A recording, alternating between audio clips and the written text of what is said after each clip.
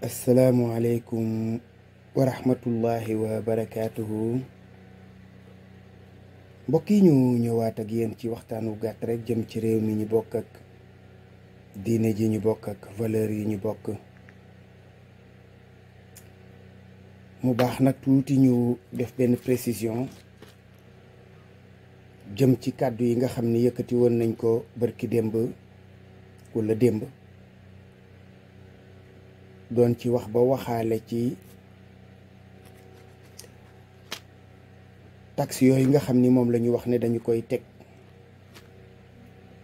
ci ñi nga xam ni ñi dañuy def ay transfert d'argent ak yu ni mel. loola taxuñoo wax, dañu yaatal suñu kàddu jëm ci lépp loo xam ne lii dafay concerner taxe walla impôt.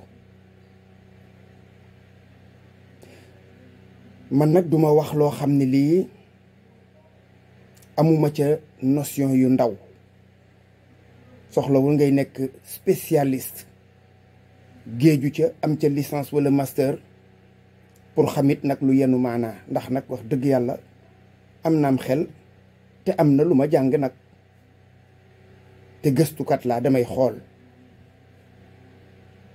kon lépp lu may dem ba di ca wax,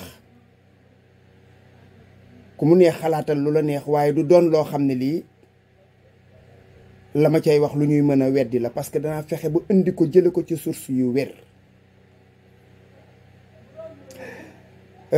danaay dem ci Google di xool, waaye am na ci lu bare loo xam ne lii expérience walla ma dem ci koo xam ne kii loolee mooy domaine am mu wax ma ca luñ dul weddi. danaa ci am nag ay limite, mën naa cee juumit nag comme doomu aadama.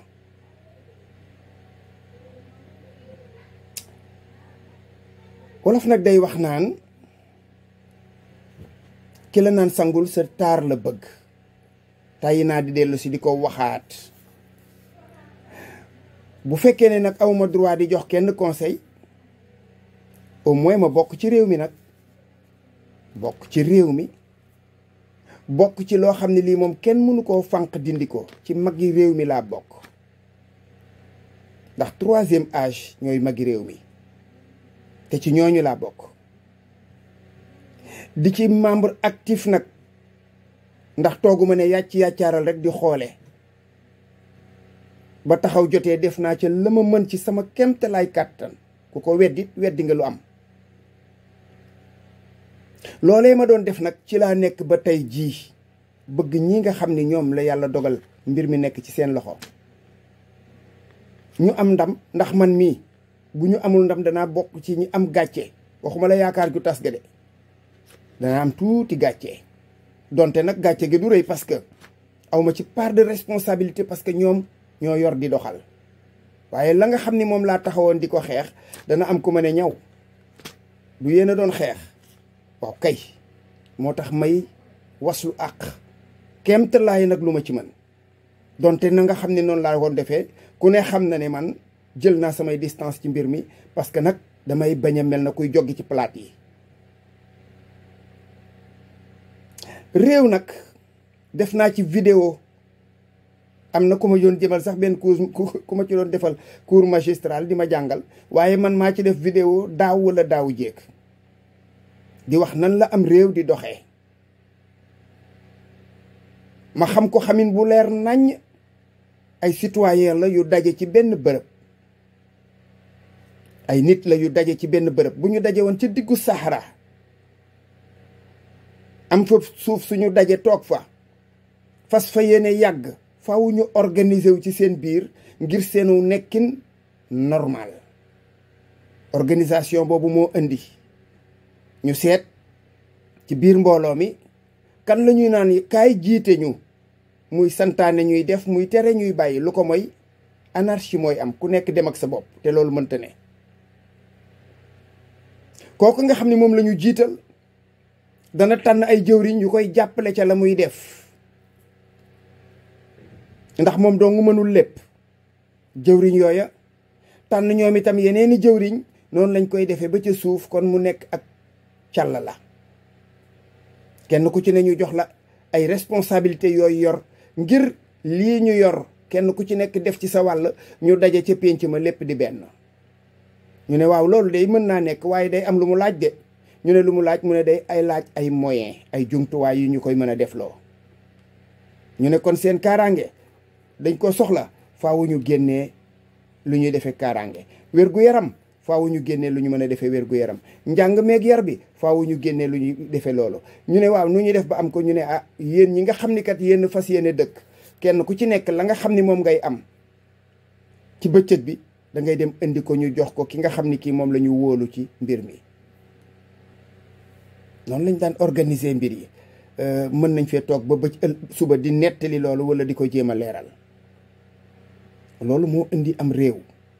ñu jël président de la république mu ami ministre ami directeur ami yeneen ak yeneen ak yeneen ba ca suuf. ñu ne waaw ñii kat dañoo bëgg ñu defaral ñu. waaye waxuñu ne kaa ñu dajale jox leen ngeen toog di lekk ñun ñu bàyyi leen ci seen donkaas yi déedéet waxuñu loolu. kenn waxul loolu. dañuy dindi ci li ñuy ñàq ñun di ko joxe. dese aslëf di ko dunde ñun. waaye comme yéen si suñuy yitte ngeen ne kaay leen jël lii def ko ci li nga xam ni moom ngeen ñuy gën a jagalale suñu nekkin. ndax bala nga ne naam ne fa kon dañoo soxla kaaraange ngir kenn bañ a ñëw yàq suñu liggéey am lii defal leen ñu ko ci kaaraange gi. dañoo soxla ay yoon ngir bu ñuy dem mën a dem ci demin bu baax loolu mënuluñ ko sañ ba am lii defal leen ñu ko ci yoon wi. dañoo soxla fajukaay dañoo soxla jàngukaay loolu kat mënuluñ ko suñu bopp am lii ñu jël ko ci suñu ñàq jox leen loolu mooy taxe ak impôt. nii la demee aussi simple que ça. kon loolu amul menn réew mu ci mën a mucc ak moyen yoo mën a am même bu fekkoon ne tey jii dañu ne réew mi lépp am na ko am na pétrole am na gaz am na diamant am na zircon am na loola di génnin wa mu gën a génn di générer ay milliards du tee xanaa lu bon sax ñu motiver citoyen bi mu wane citoyenneté ñu dagg ko donte lu forfaitaire loo xam ne da koy génnee moom ci revenu personnel am ñu xam ne citoyen bi moo participer lii donte alal ja nga xam ne moom la ñuy jëlaat ca zircon baag yooyu ak jamaa ba loola alal la ma parce que suufum réew mi la. waaye ñu ne ko kaay yow citoyen waneel rek sa coobare nga génnee donte lu forfaitaire waaye taxe mënut a jóg cim réew dof a koy wax. dof mooy bëgg am taxe jeex cim réew waaye taxe bu fekkee ne dafa war a amit ñoom ñi nga xam ni ñoom seenum njàng la ñoo ma ko gën a xam ñoo la gën a xam ni taxe dafa war a tegu ci yoon. loolu laa doon wax démb malheureusement dans ce pays il faut comprendre vite c'est vrai mais il faut expliquer trop longtemps. li nga leen di wax dafa mel na kaay leen ñu dem asamaan la gën a tekki ngay wax jëm boor bii ñu wax jëm boor bee li ma wax néewuma taxe du am néewuma bu kenn taxe kenn loolu tuuti naa ci di ko wax sax muy deñ waaye nag dama ni baadoola yi nga xam ni ñoom dañoo nekk ci situation yu metti ca la ñu jóge ca la ñu nekk nii ñii kon suñ ñuy laaj suñu alal ngir ñu jël ko jox leen yokk taxi yeeg leneen ak leneen ay ca bismillah waaye d'abord nañu sóoraale ñi nga xam ne ñoom amuñu réew mi ñi nga xam ne ñii taxe day am sax exonération li kay xam ngeen ci dara defaloon nañ ko fi presse bi ñaata at lañ ko fi def ci jamonoy Macky Sall donte la ci aju woon sax du woon dëgg du yoon parce que bëggoon leen a ger danga la ci jublu woon waaye exonération danañ ko defal entreprise buy soog a tàmbali état dana ko def ñu xam ni kii kat doomu réew mi la jël na alalam def ko ci ngir benn domaine mu yombal fi nangam ñu ne ah kon kat da noonu la dañ la dimbali may la taxe yi nga war a fay dañ ko wàññi ci at mu njëkk mi wàññi ko ci at ma ca topp bu ñu demee ba ñetti at nga soog a commencé fay normal danañ koy def cim réew parce que loolu mooy tax entreprise booba mën a taxaw ba mën a générer emploi ak leneen ak leneen ak leneen te loolu njëriñu état la li may wax amu ci lu may làmbatu amu ci lu ma xamul du dikkuma rek bëgg a def vidéo amuk jot di ci wax dikkuma itam fekk sujet boo xam ne bii xewul ma ciy wax dama wax ni occasion la ñu waxante ci lu baax, ñu waxante ci lu baax, ñu yërëm askan wi. loolu laa wax, parce que nit ñi coow li muy bari daañu fay impôt. D'ailleurs sax am na nu muy demee tu es obligé. am na ñu may wax sax naan ma yow xëyoo gontoo kon impôt man li gën a tuuti ci li may fay impôt par an mooy fetal gi ma yor di ko fayal 60 000 francs. li may wax nag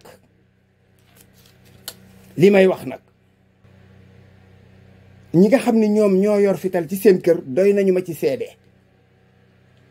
ñetti at ci ginnaaw lañu ko yokk jële ko benn yóbbu ko juróom benn. kon li may wax lu ma xam la. 10 000 francs lañ doon fay annuellement. ku yor fital 10 000 francs ngay fay at mu ne. ñu xëy benn bés jële ko 10 000 francs yóbbu ko 60 000 francs.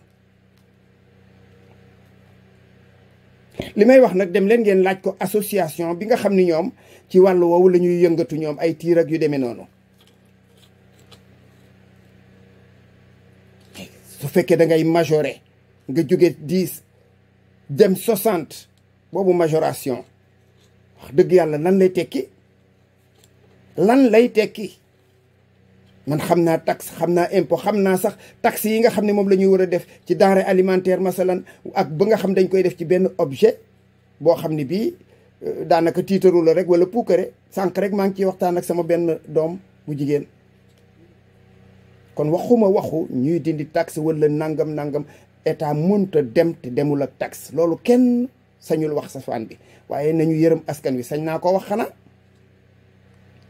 xanaa sañ naa ko wax. li may daaneele sama kàddu mooy homme de loi yi, takk der, nga ne gendarmerie ni police, mën nga ci boole douane, di leen gën a soññaat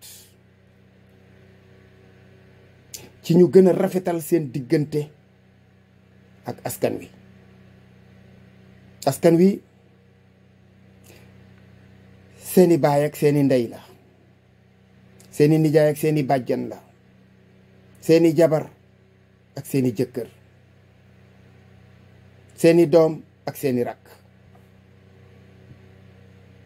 kenn ku ci nekk nag boo jàkkaarloog moom, boo jëlee ki tolloog moom ci sow famille teg ko ci kanam rek da nga xam li nga war a def. saa yoo jàkkaarloo ak ku maaseeg sa baay, wër nga xalaat kii kat bu fekkoon ne sama baay toog ci place bii, ban wax laa war a wax ak moom, ban jëfin laa war a jëfanteeg moom. loolu lañ leen di dénk. yonent bi sallallahu alayhi wa sallam dafa wax ne ngëm gu ñu tudde ngëm dëgg-dëgg mënta nekk lu dul yow dangaa comporté wook say moroom ni nga xam ne moom nga bëgg ñu comporté kook yow. dangaa yéene say moroom li nga yéene sa bopp. kon mënuloo nit ñëw ci police ak tar-tar bi nga xam ne moom la ñu xam ci police, xam ko ci gendarmerie. nit buñ ko convoqué rek dof na, ay mbokkam dof nañ. am na ci boog ñoo xam ni ñoom buñ ko jotee, su dee guddi la duñu nelaw, bu dee xëy la duñu am jàmm ci bëccëg boobu, duñu lekk duñu naan, seeni mbokk noonu. kon yéen ñi nga xam ne yéen a nekk ci poste de police yi, nekk ci gendarmerie yi, da leen leeral seen kanam yi, da leen dalal ñi nga xam ne ñooy dugg ci seen kër yooyu. mag ñu jëkk ña yàggul ci suñu génération xale, bari na ci ñoo xam ne bëgguñu woon seen doom sol tenue, te àggul woon ci lu dul jooju jamono boo gisee ko sol tenue sa fit dana rës. li may wax laaj leen ko seeni baay ak seeni maam. boo gisee ko sol tenue sa fit wi danaan rës. tiitaange googu nga xam ne moom ngay tiit, moom la ñu wax ne loolu sax dafa xaraam ci nit di ko teg moroomam. loolu kon su fekkee ne ba tey loola dañul, kon li mag ñi doon wax day mel ne dafay daal di bëgg a doon dëgg. nañuy yërëmante, nañuy wormaalante, nañuy xormaalante. ku ñëw ci poste de police bi xam ngeen bu baax a baax kan la ñu war a terroriser. bu ne julub ak rek te dugg, xam ngeen ko. récidiviste yaa ngi fi, ñi nga xam ne ñoom dañu fee nekk rek di lëmbe réew mi, ak ni ñiy jaayu reewande di ko wane publiquement, ak a def lu leen neex ñooñu bu ñu agsee ci police bi ñooñu xëy na sax nga wër leen a won lu tax ñu xam ne reewande jiñ doon jaay ak nekkin wi ñu nekkee woon ci dëkk bi wër naa dakk waaye citoyen boo xam ne bii njuumte dal na ko wala ndog dal na ko wala sax lii ko dikkal xamul fu mu jógee bu agsee dalal ko boo koy entendre dalal ko ngir mu mën a wax lu yenu maanaa xam ngeen bu baax nag li leen ci yoon may ndax jàng ngeen ko ci seeni école bu agsee sax bala nga koy entendre wër nga ko laaj ne ko ndax am nga avocat su fekkee dafa bëgg avocat am ñëw ñu wutal ko mais pourquoi sax daan nañu wax avocat commis d'office am na ci cas yoo xam ne dañ ko naan faaw nga dem ñu wutal la avocat boo xam ne bii moo lay taxaw rawatina ci cas yenn yi viol ak crime ak yu demee noonu waaye woo ko di ko entendre boole ko di ko mbaañaxe di ko gëdd donnez-lui la chance que vous auriez donnée à vos proches présomption d'innocence bi nga xam ne tey bu sa papa wala sa jabar wala sa doom taxawoon noonu nga koy xoolee boobu bët xoolal ki nga jàkkaar lool bët boobu loolu moo rafet loolu moo jekk ndax boo ko defee nee na ni mën na wax wala mu def defin boo xam ne sax da koy gën a tuumaal bu ko defee nga yaakaar ne kii kat am na lu muy nëbb fekk tiitaange ja ak njàqare ja ñoo tax mënta wax li mu bëgg a wax parce que ku mësta amal leen teg yoon yàlla dogal mbir dikkal la ñu convoqué la yàlla bu ñu la sax dem jëli nag ak i mënoot mbaañaxe la mais faw mbir mi metti ci yow kon su agsee li nga war a def mooy dalal ko soo amee ndox may ko mu naan déglu ko attentivement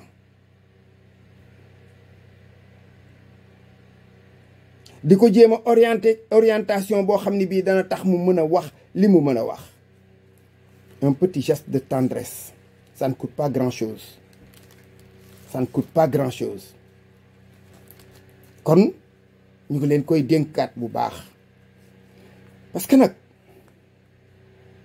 ku gëmul yàlla moom lu ko neex def waaye ku gëm yàlla wër na xam ni il y a une justice immanente bu bokkul ak justice su nit ñi am na comportement boo xam ne bii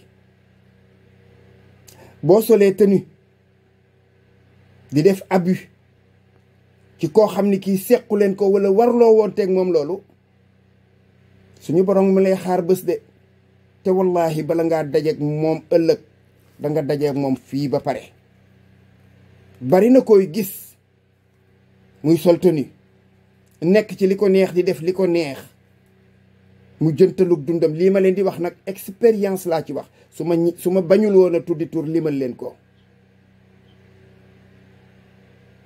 ñuy def lu leen neex di mel lu leen neex yàggul 5 ans 10 ans 15 ans 20 ans maximum 30 ans mu retraité dëkk bi mu nekk waa dëkk ba dañ koy gis mu melokaan woo xam ne dañuy xam ni rek kii la mu leble woon waaye di nga ci gis keneen koo xam ne kii dafa rafetaloon ca dëkk boobu lay retraité fa lay nekk am fa kër njabootam màgg yàlla teral ko ba nu muy wuy jee boroomam li ma leen wax nag su ngeen ko weddee laaj leen yéen ñi leen fi jiitu woon laata ngeen di agsi yéen te ñooñu retraité nañ asalaamaaleykum wa rahmatullahi wa barakaatu.